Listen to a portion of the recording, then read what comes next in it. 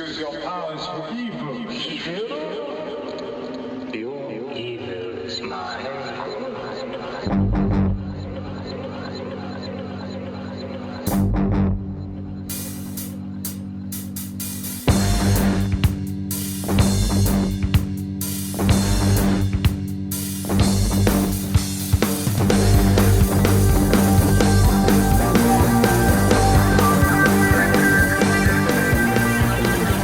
Hello and welcome to another episode of Next Stop Everywhere, your podcast all about Doctor Who. And I got to tell you, we got a fun one to talk about today. I am Jesse Jackson. Joining me alongside in the TARDIS is Charles Skaggs. I'm Charles Disco. That's right. So glad to be back. Apologize for the delay. We had travel things. I was in Florida with my wife competing in an Ironman race. And if you want to hear about it, go to my blog on LinkedIn and I give you all the details. So I won't bore you here, but it was a fun trip and she survived. And now then we're here to talk the Doctor. And we are all very proud of Linda. Thank you, Charles. I appreciate that. So this is a season of two-parters. Mm-hmm. And you know how I feel about two-parters. Yes. So we're going to talk the first part of this Zygon doubleheader, the Zygon invasion. And overall, I was pretty happy with it. I had a few nitpicks, but overall, I think it was a pretty good episode. What were your thoughts? I really enjoyed this episode quite a bit. Okay. I loved the paranoia angle with the Zygons. Yes. The Zygons have always been, because, you know, they haven't, I mean, we saw them in the 50th anniversary special, but before that, right. we didn't really see them until until way back in the Tom Baker era, back in the 70s. Right. So, with these, the Zygons being shape-changing aliens, and with my, slight interest in comic books and sci-fi, yes. I realized early on, long time ago, that the Zygons could be a really dangerous threat with their shape-changing abilities. And this episode, one of the reasons that I love this episode is because it makes the most of that potential with the Zygons. Yeah, I agree. My nitpick is there were, and this is a small nitpick, and when we get to my rating, you'll see what I mean. Okay. Like when the Doctor is with the unit troops. Yes. I think we wasted seconds watching them march through the town. Yeah. It's like, why are we seeing this? That. And well, you so I establish how big the unit presence was in the town. I guess so, but it just seemed to be a little wasted space for me. It wasn't really telling the story. See, but overall, good. You like that pacing. You thought that was it allows the tension? It allows the story to breathe. It makes it more atmospheric. It kind of sets the tone. And, we're not rushing right into things. Boom, boom, boom, boom, boom. Because there is waiting going on. I mean, things have to be set up. So it's still a 45-minute episode. So it's not like we're really killing a lot of time here. Yes, but it just felt like padding to me. But that's a minor tweet, but it was. So I ended up seeing the episode 3 times. Yeah. Because I watched it the night it came on. Mm-hmm. And I remember being really unhappy with the amount of waiting, the kind of walking through the dungeons or, the swamps and walking in the fields, and did not think there's a couple other pick lines I didn't like. So then I saw it again when we were going to try to record before, and I ended up not getting to see all of it. And then I watched it again today on demand and enjoyed it tons more this third time. And I think maybe because I was taking notes, and also I was viewing it as I knew the moment I finished this on demand, I would get to go to the next episode on the DVR and talk about it. So maybe that's why I enjoyed it a little more. But That's possible, but you also had kind of a crazy week, so yeah, maybe it's possible that the episode wasn't going fast enough for your hectic week. absolutely. So we did have kind of 3 storylines. We had the Doctor in Unit, him being back president of the world in the plane. Right. We had the Clara with the another section of Unit, and then we had Kate in America. Right. Which of the 3 do you want to talk about first? Either, I mean, doesn't matter to me, really. Okay. So let's do the Clara in the Unit. Okay. Clara, that is a story I did not like as much. Okay. And I like the twist at the end because I had not seen that coming. Mm-hmm. I don't know. How about you? Did you know that Claire had been, duped, replaced? She was a pod person. See, that's the other thing I liked about this episode, that it was kind of a nod. The Zygons are kind of a nod to Invasion of the Body Snatchers. Yes, they are. So if you appreciate that movie, you're gonna love the Zygons. Absolutely. I kind of thought that was possible because we did see that little clip of Clara firing a rocket launcher in the trailers early on. Right. We didn't know what it was for, but once we kind of once the reveal is there, you're like, oh yeah, that makes perfect sense. I mean, yeah, it's a great twist, and you're with the Zygons. I'm always kind of looking for, like, okay, who got duplicated by the Zygons? Yeah, and I did not know the Zygons. I'm kind of suspicious of everybody, really. Yeah. And I had not seen the Zygons before the 50th anniversary. Right. So I don't have a history with them. And maybe during the off season we'd go back and watch the original story. That's we'll put that on to watch. That would be great because I love that story. Yeah. Once I'm gonna go. We're gonna go a canon episode, and you go, no, Jesse, I don't know. So far, the only thing you've not thought was a good story was the B movie. No, I said that was not part of canon. No, I said Warriors of the Deep is not a good episode. Okay, I guess so. All right. Yeah. And Underworld. So because remember, yeah, I like the Karen and we're gonna review Underworld, and then we kind of like, maybe not. Okay. So I like the reveal that when she was looking after the young boy, she ended up getting duped. I did think it was a little strange, the bright red lipstick she had on even before she got duplicated. And I guess she does that more, but it seemed even redder than normal. And I read in a review of this episode that someone said the post Danny Pink PTSD Clara is really no different than the Zygon I'm going to blow everything up Clara. There's really just a lot of similarities. What are your thoughts on that? I just thought it looked hot on her, but that's okay. There you go. Just very me, nice. But okay. One thing I did love about this whole sequence with Clara and Unit. Mm-hmm. There's this one scene, and I referred to it on Twitter, and it got a lot of retweets. Okay. That I think even BBC America retweeted it, which is why, so I thought, that was cool. Nice. That there's a scene where Clara, and I think it's Jack, who is Kate Stewart's like little assistant. Right. They end up going down into like the little Zygon lair, and it's dark.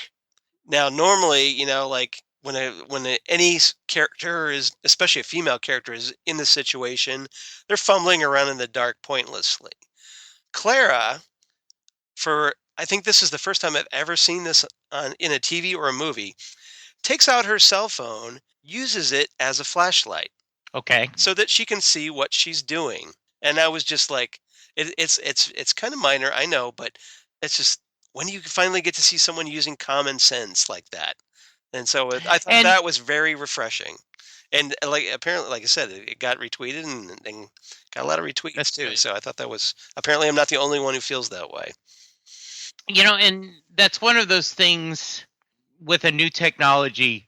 Mm-hmm. We do that. We have to kind of update the storytelling to accommodate. Yes, absolutely. Advances in technology. Very cool. Okay. Anything else you want to cover on that? That storyline? Well, the whole cliffhanger with the rocket launcher with Bonnie. Yes. What'd you think of that cliffhanger? I thought that was a great cliffhanger. Mm-hmm. I do think that because cliffhangers are awesome. Clara looked hot with the big bazooka. Yep. Yep. So yes, that was nice. I like that part of it. Mm-hmm. But go ahead. So let's switch over to the episode of Supernatural that I really wanted to watch, which is Kate, teaming up with the small town sheriff. Yeah. I liked that storyline. Don't you mean X-Files? Because that's an X-Files episode. Well, I was thinking it's Supernatural, but yes, fair enough. It could be. X-Files did it first. Yes, and actually probably did. Night Stalker did before X-Files. So yes, credit where credit's due. Yeah, I was not surprised that the sheriff or whatever Nolan. I didn't. I wrote her name down. Now I don't see it. I was not surprised that she was a Zygon, Norlander. Yes. That did not surprise me, but I did think it was a good reveal. And I did I'm just a big Kate fan. I think she's just a great character. I like the tension between her and the Doctor, because at times Kate thinks very human. Right. And and sometimes and I love the Doctor, but he can be he can be very vague on his, Superman doesn't kill. Right. Batman doesn't kill. The Doctor doesn't like killing, but can kill a lot of people. You know what I'm saying? He doesn't actively kill. No. But sometimes it does. Right. I mean, but depending on the situation, of course. But what you're getting with the doctors, the various doctors and Kate, is pretty much what the Third Doctor and the Fourth Doctor were with a Brigadier. Right. You had that you've had someone in a position of authority, able to, launch a massive attack against an alien race. The Doctor kind of either wanting to step in and stick up for that alien race. Yes. As kind of like the opposing viewpoint. Mm-hmm. Or, where you have the hawkish military versus the dovish pacifism of the Doctor.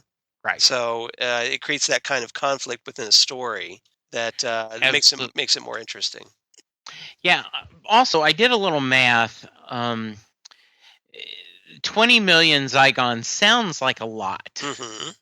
But if you do the math based on Google, how many people that are currently on the planet, it's about 3 out of 1,000 people would be Zygons. Right. So that's... So how do I know you're not a Zygon? Good point. I'm kind of jumping ahead. Don't you feel the Rebel Zygons have a point? But possibly, but the way they're executing their point, it has a lot to be desired. You can absolutely. You can have because these people, the Zygons are essentially fighting for their survival. The problem is that they're an alien race that essentially goes to various planets and takes over. Mm-hmm. So that's their initial mindset. Right. So, and this group here is essentially a splinter group of the main Zygon community, I guess is the word. Right. So they're essentially an extremist form of the Zygons. Kind of like because the way I saw this, I saw a lot of ISIS parallels with this splinter group, where you have the extremist ISIS members that go around killing people, to get their goals. Like very brutal attacks, and compared to like the general. Like in the state of comparing it to ISIS, the general Muslim population. They're an extremist group, an extremist terrorist group. So in my mind, they kind of did. I did kind of a whole mishmash of, to a certain degree, they are. The doctor and unit are wanting to live in the closet. Mm-hmm. To use the gay metaphor, because they can't they can't be Zygons. They're wanting to live in the closet, and to switch there's Magneto, which is Malcolm X, and Professor Xavier, right, who is Martin Luther King. Where do you work within the system, or do you go a rebellion, right? And I think both leaders of the Zygons want the same things. We want to be incorporated into society, and we want to live peaceful and coexisting. But this splinter group is going, but I don't want to have to live like a human. I don't want to have to take on a human shape. Right. I want to be able to live by myself.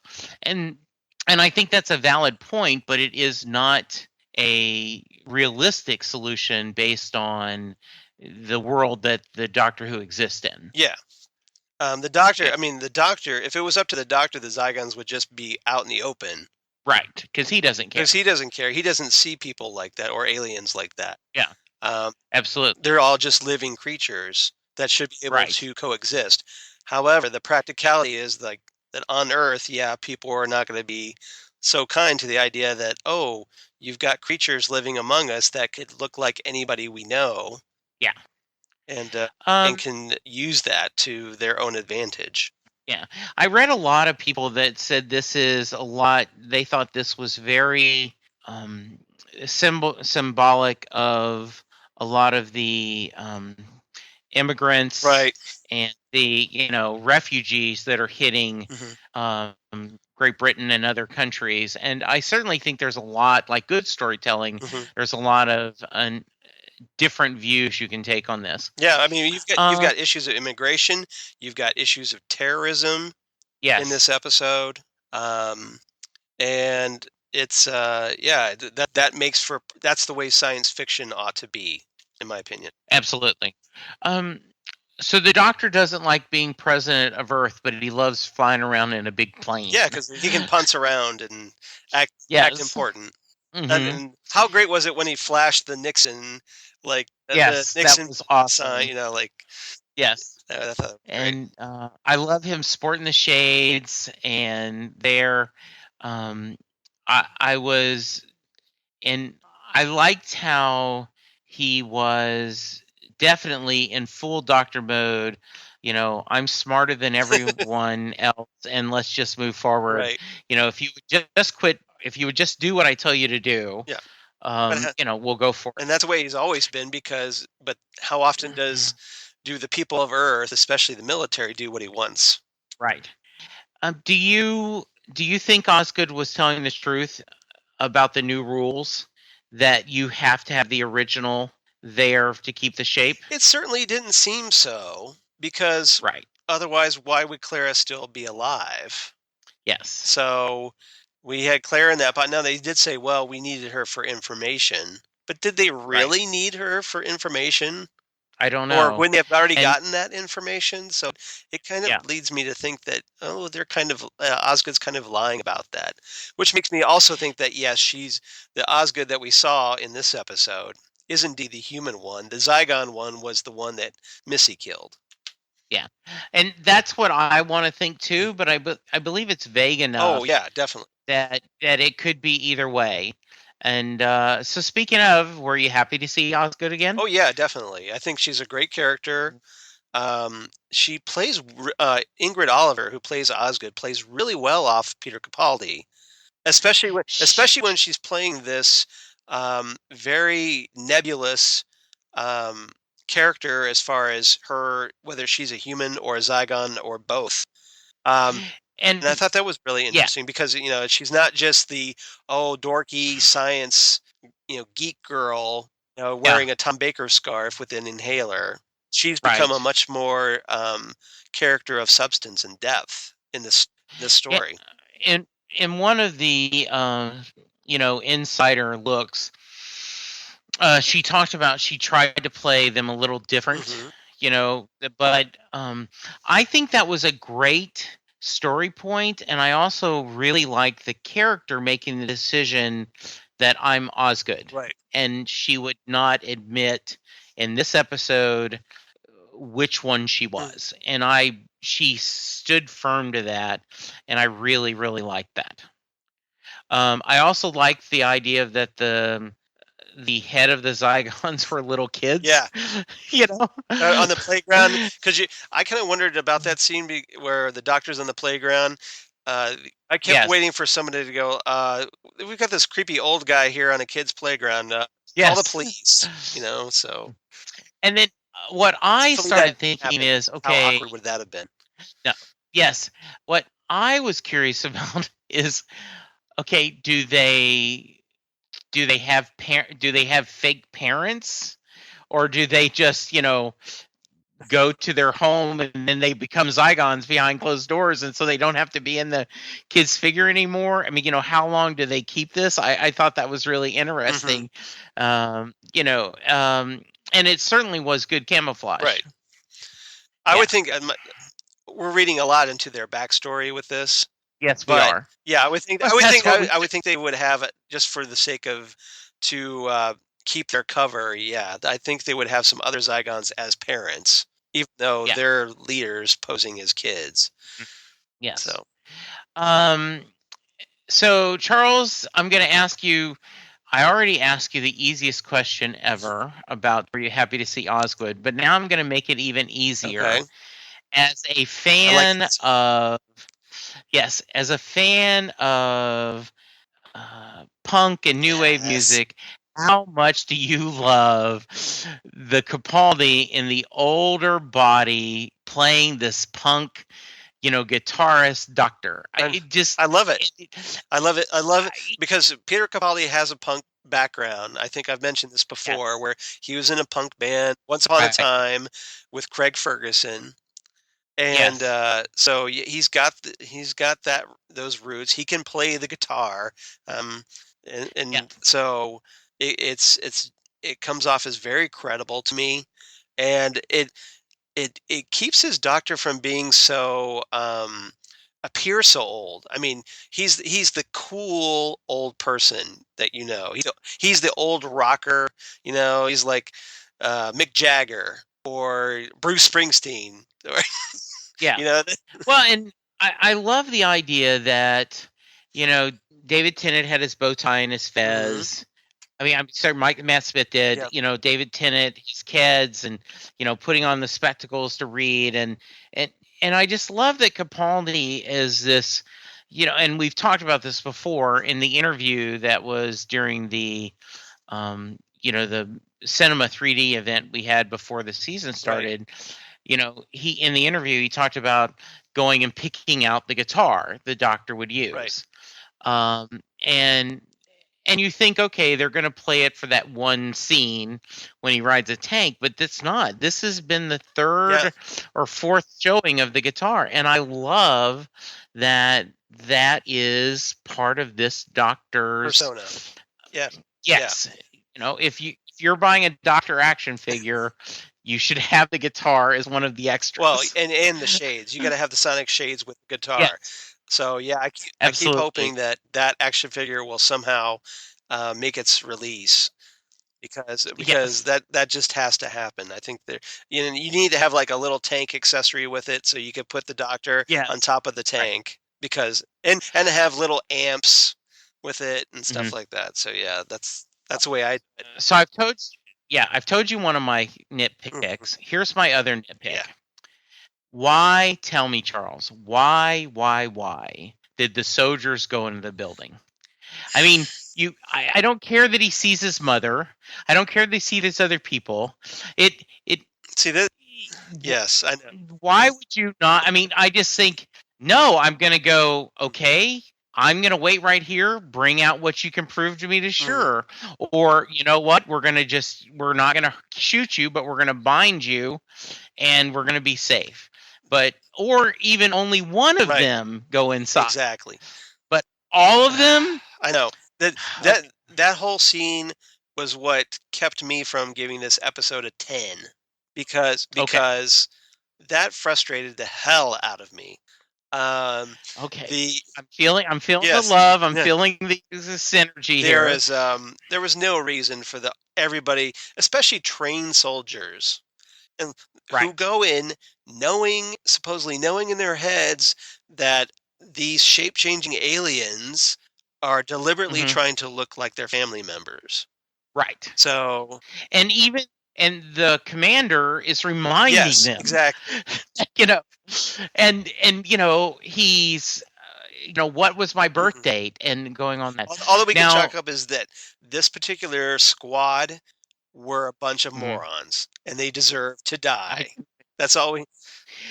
Because I do know the commander's like, these guys. Yeah, in the Martian Chronicles, with Ray Bradbury, there is a scene when they go to Mars. There is a short story talking about that all these people see their old, they see relatives that have gone, and they, and there is a twist at the end, which is really well done. So, okay, that was it. It definitely took from the show for me as well. So my next question, Charles, is where can I buy underpants? Because I want them. As Osgood like to say, it makes you wonder what the question is. Absolutely. I love that. I love that exchange between those two. And that, again, showed me how great Ingrid Oliver and Peter Capaldi play off each other, because that was actually a little bit flirty. Osgood is actually a little bit flirty with the Doctor in that scene. It was, but in a fun way. And I love, and, they show the actress, and she looks different. Definitely the Osgood is a character in the cosplaying, and I know that Stephen Moffat loves the fact that cosplayers are cosplaying a cosplayer. Right. What it is, and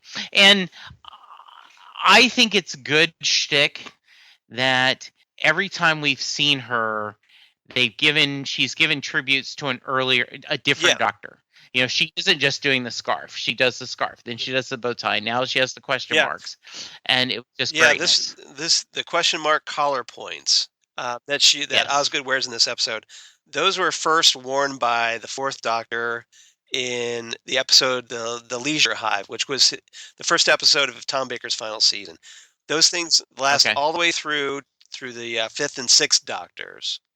And then in the Seventh Doctor, with Sylvester McCoy, he loses the collar points, but he gets this little pullover sweater that another Osgood wears in this episode. The question mark sweater. Absolutely. And then my last point, and then I'll turn it over to you if I've forgotten anything. He makes a point that she's a hybrid. Is that this season? Yes, it is. Yes. Okay. Yeah, because again, we've had a Shilder, who is essentially a hybrid of a young Viking girl with alien technology. Yes. We kind of had the ghosts, who were like human and then turned into these ghost creatures. Right. Then we also had, at the beginning, we had Davros doing his little prophecy of the hybrids and trying to talk about the Doctor, bonding with Daleks so that he could regenerate them. So there's that. It's definitely a theme. The question is, which hybrid is the one that is most important, or is it something that we haven't seen yet? And so it's definitely this season's Bad pretty Wolf. much. Hybrid, Hybrid is the Bad Wolf of this of series 9. Okay. Yeah, definitely. Okay. What didn't I cover, Charles? Let's see. One of the things that Kate She mentions a naval surgeon who helped create the Z67 anti-Zygon nerve gas. Now, that was a reference to Harry Sullivan, former Fourth Doctor companion that was in Terror of the Zygons back in the day. And so he's it's kind of a nice nod to Harry, and kind of continues like that. This story here is linked all the way back to the original Tom Baker story. So I like that. And and one of the things I liked that they were not afraid to show the scene from the 50th anniversary, to show, they were trust enough that Capaldi can stand up to, arguably two of, the two, though certainly love Eccleston, but, the face of the modern Who era, Tennant and Smith. And, fine, bring it on. You can compare me all you want because I'm right there. Yeah. Why do you think Dr. Disco? I think he's just messing with people, honestly. Okay. Because, normally he gives like, I'm John Smith, or as a name. So, he's having fun with it. He's like, hey, I'm Dr. Disco, or, Dr. Funkenstein, or something like that. So, he's just having fun. I did love that he talked about zogging snogging a Zygon. Nice little reference to the Day of the Doctor with that. Yes. Okay. Anything else, or you want to give me your quote? Let's see here. We talked about I think that's pretty much it. Okay. Yeah. Do you want to go ahead with your quotes first, or? So I don't steal them. Sure. I don't steal them. I'm president of the world. I'm here to rescue people and generally establish happiness all over the place. Doctor. The doctor. The doctor. Dr. Funkenstein. Yeah. Yes. Love that quote. So I'll go to the earlier one where he goes like, "Hello, it's Dr. Disco. I'm in the 21st century. Don't know what month. I'm staking out some of the most dangerous creatures imaginable. Operating under deep cover, trying not to attract suspicion. Give me a call, Clara. Nightmare scenario. I'm worried." And that actually reminds me of the Doctor makes all these phone calls, like hundreds of phone calls to Clara. Why doesn't he just go there?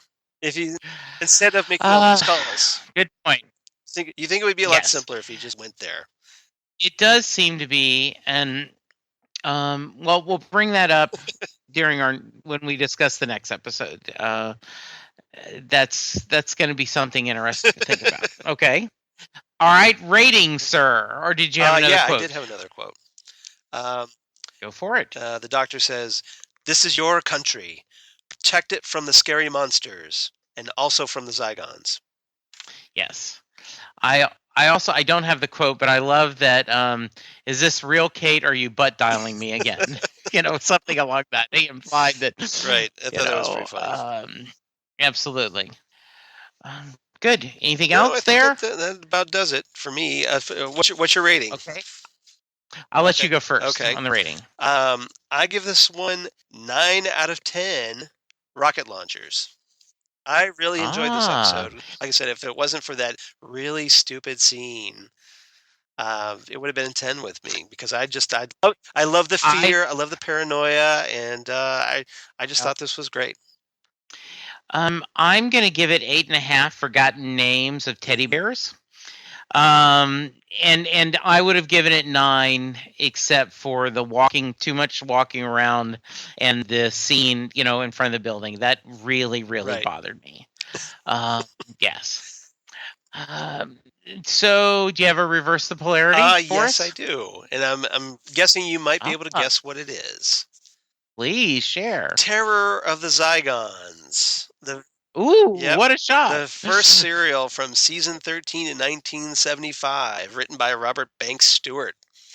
Again, like I mentioned before, this is a Fourth Doctor story, Tom Baker, where you've got the Doctor, Sarah Jane, and Harry Sullivan arriving in Scotland which is what probably like made Stephen Moffat just like squeal with glee as a kid.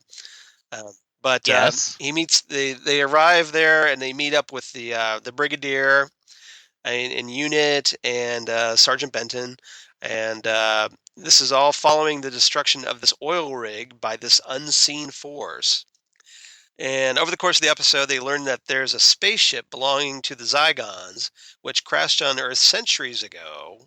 But while they waited for rescue, the Zygon home planet was destroyed in a stellar explosion. And that kind of sets the seed, or lays those seeds for this story that we're reviewing. The Zygons plan to restructure Earth's environment to try to make it more suitable, excuse me, to inhabit and conquer Earth. And they also command a sea monster called a Scarrison, which they upgraded into an armored cyborg and sent that to destroy the oil rig. And interestingly enough, that ends up getting revealed as the Loch Ness Monster. So, if you remember in the episode School Reunion, when Sarah Jane and Rose Tyler were having their little back and forth little ringer fest, and they were comparing about all their various escapades, Sarah Jane mentions that she and the Doctor met the Loch Ness Monster. And to which Rose Tyler goes, really? That kind of makes her shut up for a minute. So yeah, that's what they're referring was that Loch Ness Monster in Terror of the Zygons. So that's a little nice. Okay. So next time you watch School Reunion, you go, oh, okay, I get it now. So very nice. Okay. So yeah, good stuff, and I'm excited about seeing the next episode. Yeah. Hint, hint.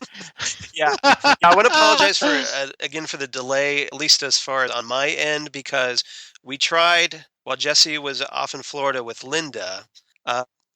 We did try to get the episode out. I talked with Karen Lindsay, repeated special guest companion of the show, to see if she would help fill in for Jesse once again. Sadly, she was not feeling very well, wasn't able to record with us, but we did try, so apologies for not being able to get that out. We just seemed destined to have a delay with this episode. We did, and so then I'm driving back from Florida, and so Charles says, okay, well, why don't we just do a double? We'll just knock them both in a row. So behind the scenes, we will virtually hang up, which actually means just stop recording, and then we'll count down and do our next episode. So that will be fun. So, but on the bright side, you get 2 episodes together. So yes, there was a wait. Absolutely. So this is kind of like the apology for the wait, that you get 2 episodes at once. Absolutely. Charles, how can they find you? They can find me at Charles Skaggs on Twitter, at Charles Skaggs on Instagram.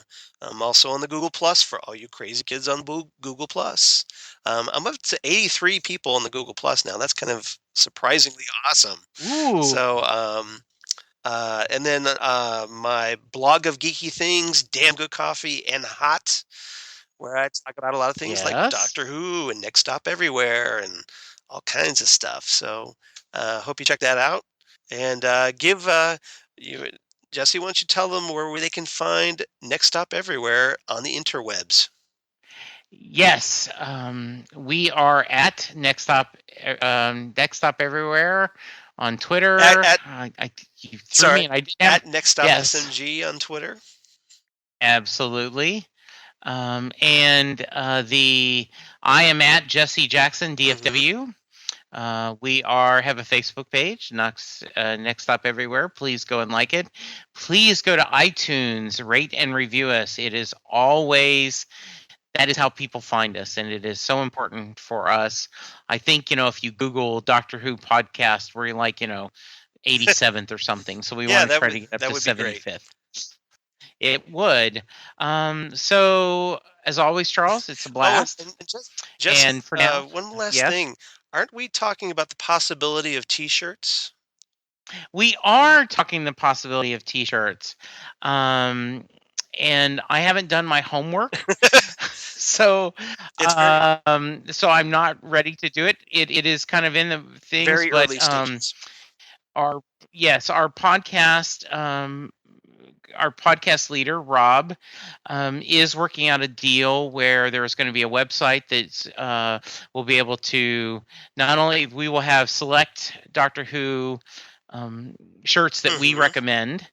But they are working to get us our logo created by the wonderful Tom Zoller, where you'll be able to buy that as a shirt. And I'm very excited about that. I cannot wait to get that as a shirt. Or if anybody else has any ideas of the shirts that you would like to have relating to Next Stop Everywhere, like special guest companion or something, why don't you drop us a line on the Facebook page or on Twitter and let us know. Absolutely. And by next week, we'll actually have links and be able to talk about that. Here's and we'll do the homework. Like I said, it's been a you've had a little week. bit of a crazy week. Yep. Absolutely.